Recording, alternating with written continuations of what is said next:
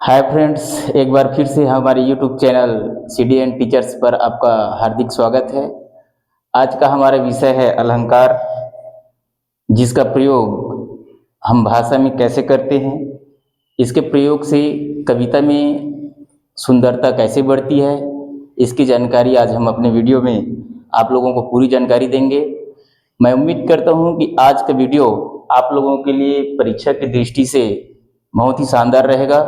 तो चलिए बिना देरी किए आज का यह वीडियो स्टार्ट करते हैं।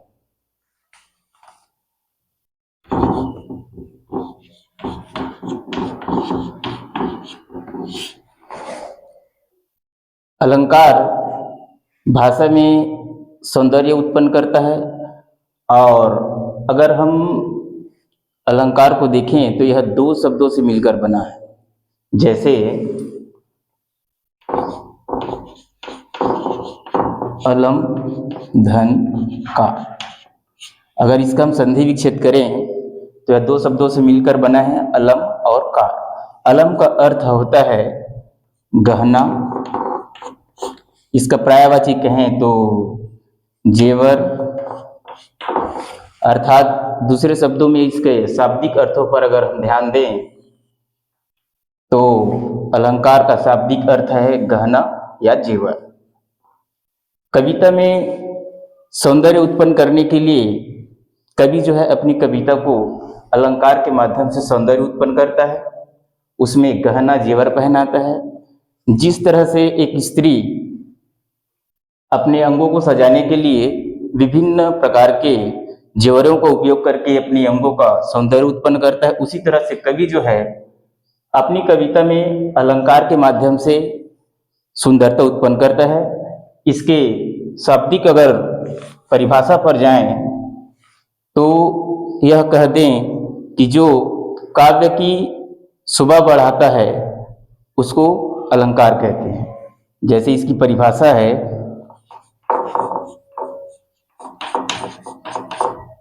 परिभाषा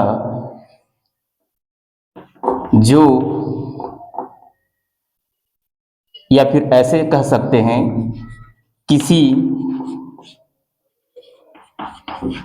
काव्य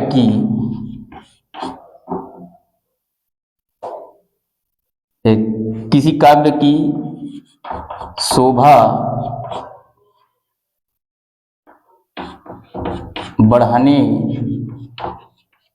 वाले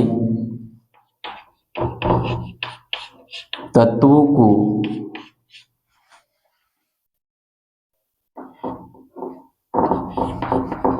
अलंकार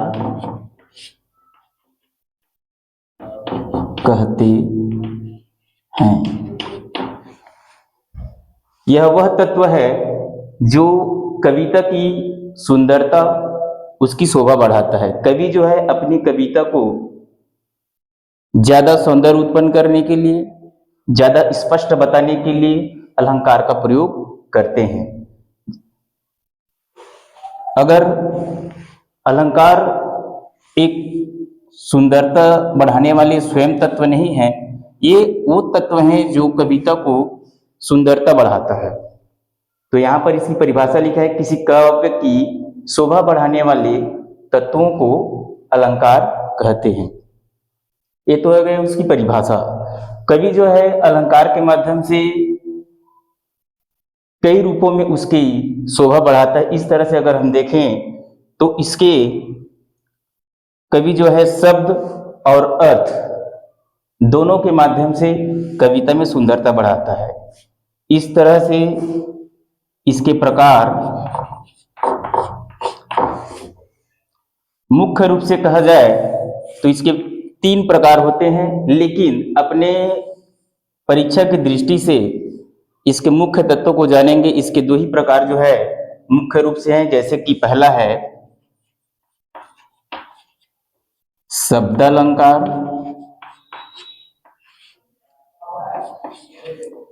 और दूसरा है अर्थालंकार। कवि जो है अपनी कविता को शब्द के माध्यम से और अर्थ के माध्यम से, ये 2 तरीकों से अपनी कविता को सुंदरता बढ़ाता है। जिसके कारण कविता जो है अपने आप में एक सौंदर्य रूप धारण कर लेता है और पठन करने वाले व्यक्तियों का मन जो है वो काव्य रचना जो है मोह लेता है। अर्थात कवि जो है अपनी कविता को दो तरीका से सौंदर्य बढ़ाता है, शब्द के माध्यम से और अर्थ के माध्यम से। आगे इसके हम देखेंगे तो शब्द के माध्यम से तो बढ़ाता है, लेकिन शब्द के साथ साथ कई बार वर्ण के माध्यम से, तो कई बार एक ही शब्द कविता में एक ही बार आ जाए और कई रूपों में उसके अर्थ हो जाते हैं, या फिर कई बार शब्द बार बार आए और हर बार अर्थ अलग अलग हो जाता है। तो इस दृष्टि से शब्द अलंकार के कुछ प्रमुख प्रकार हैं। जैसे पहला है, जैसे इसके पहले प्रकार के रूप में देखेंगे तो अनुप्रास, दूसरे प्रकार के रूप में चर्चा करेंगे तो यमक, और इसके तीसरे प्रकार के रूप में अगर वर्णन करेंगे मुख्य रूप से तो श्लेष। इस तीन तरह के माध्यम से, शब्द के माध्यम से कवि जो है अपनी कविता में सुंदरता उत्पन्न करता है। जैसे पहला देखेंगे अनुप्रास अलंकार। अनुप्रास अलंकार के अंतर्गत कवि जो है अपनी कविता में एक ही वर्ण की बार बार आवृत्ति करके कविता में सौंदर्य उत्पन्न करता है। यमक अलंकार में चलेंगे तो यमक अलंकार में एक से अधिक बार शब्द की आवृत्ति होती है और हर बार उस शब्द की जो अर्थ है अलग अलग हो जाता है।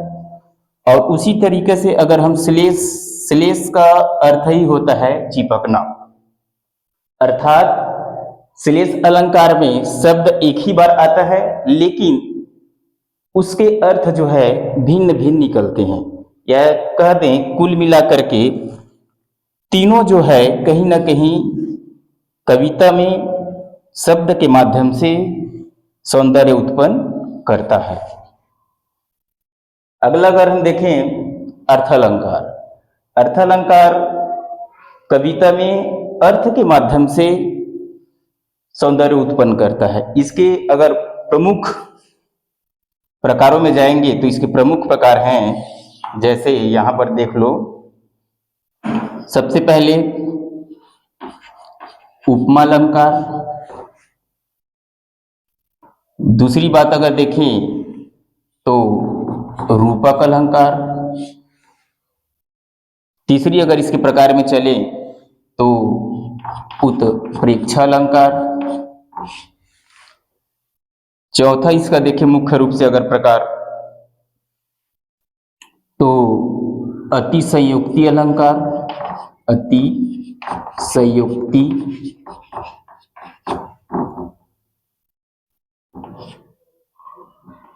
अतिशयोक्ति अलंकार।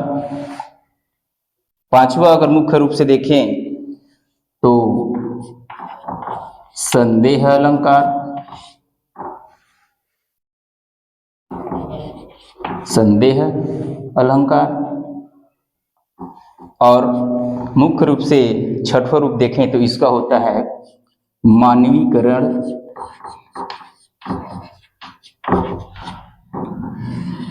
मानवीकरण अलंकार। इस तरीके से अगर देखें तो शब्द अलंकार के मुख्य रूप से, वैसे तो इसके 11 प्रकार हैं, लेकिन मुख्य रूप से हमारे जो परीक्षा में उपयोगी हैं उसको अगर हम देखें तो 6 इसके मुख्य प्रकार हैं। उपमा, रूपक, उत्प्रेक्षा, अतिशयोक्ति और संदेह और मानवीकरण। इसके प्रथम प्रकार में जाएंगे तो इसका देखते हैं उपमा। उपमा कहने का तात्पर्य है किसी एक वस्तु की तुलना दूसरे वस्तु के साथ की जाए, चाहे उसके रंग गुण समान हो, चाहे उसके आकार समान हो, चाहे उसके रंग समान हो।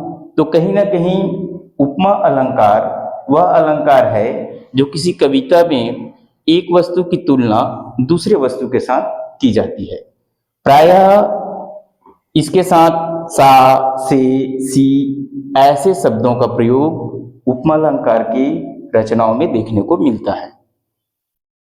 दूसरी प्रकार में इसके चले रूपक, तो रूपक का अर्थ है समान। इसमें तो सिर्फ उपमा दी जाती है कि शायद वो उसके समान होगा। जैसे एक उदाहरण देख लेते हैं, सीता का मुख चंद्रमा सा।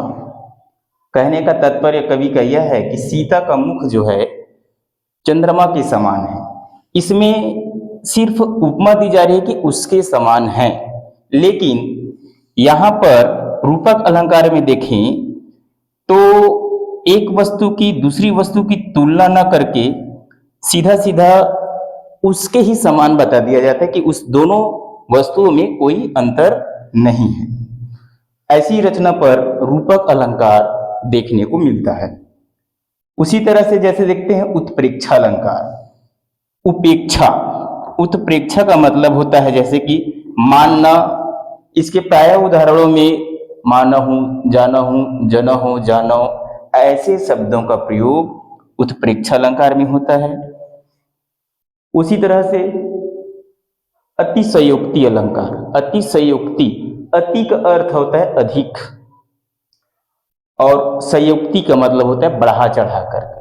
तो अतिशयोक्ति अलंकार कवि जो है अपनी कविता को अतिशयोक्ति मतलब ज्यादा बढ़ा चढ़ा करके बताते हैं, वहां पर अतिशयोक्ति अलंकार होता है। और अगला है संदेह अलंकार। संदेह अलंकार एक वस्तु दूसरी वस्तु के साथ संदेह प्रकट करे कि वास्तव में वह चीज क्या है। ऐसे जहां पर संदेह उत्पन्न होता है तो वहां पर संदेह अलंकार होता है। उसी तरह से अगला है मानवीकरण अलंकार। यहां पर स्पष्ट लिखाया है मानवी। मानवी कहने का अर्थ है मानव, करण मतलब गुण। जहां किसी निर्जीव वस्तु पर मानव के गुण दर्शा दिया जाए। जैसे एक उदाहरण है, फूल हंसे कलियां मुस्कुराई। अर्थात यहां पर कवि जो है फूल और कलियां में मानव गुण जो है डाल दिया गया है। कभी फूल तो हंस नहीं सकता, लेकिन खिले हुए फूल को हम देखकर ऐसे कह सकते हैं कि फूल खिला हुआ है, कलियां मुस्कुरा रहा है। तो यहां पर बताया कि फूल खिले कलियां मुस्कुराए। तो कहीं ना कहीं कवि जो है अपनी कविता में मानवीय गुणों को धारण किया है, इसलिए ऐसी रचना पर मानवीकरण अलंकार होता है। तो आज हम जो है अपनी इस वीडियो में अलंकार, इसके भाषा में क्या महत्व है, इसके क्या गुण है, इसको जाने। साथ ही साथ इसके शाब्दिक अर्थ जो है अलम, इसकी संधि विच्छेद जो है अलम और कार, इसका अर्थ होता है गहना या जेवर। कवि अपनी कविता को गहना और जेवर पहना करके उसमें सौंदर्य उत्पन्न करता है। उसके बाद हम इसके शाब्दिक परिभाषा पर जाने की किसी काव्य की शोभा बढ़ाने वाले तत्वों को अलंकार कहते हैं।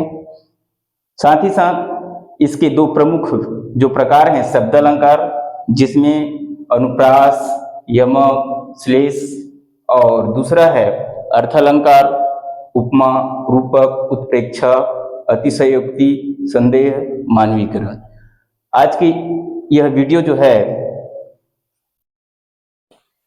इतना ही हो पाएगा, क्योंकि एक ही बार में अलंकार को बता पाना आसान नहीं है। तो आने वाले वीडियो में हम जो है इसके जो दो प्रकार हैं उसके बारे में उदाहरण पूर्ण आप लोगों को डिटेल में जानकारी देंगे। बस आज का वीडियो यहीं पर समाप्त करते हैं। धन्यवाद।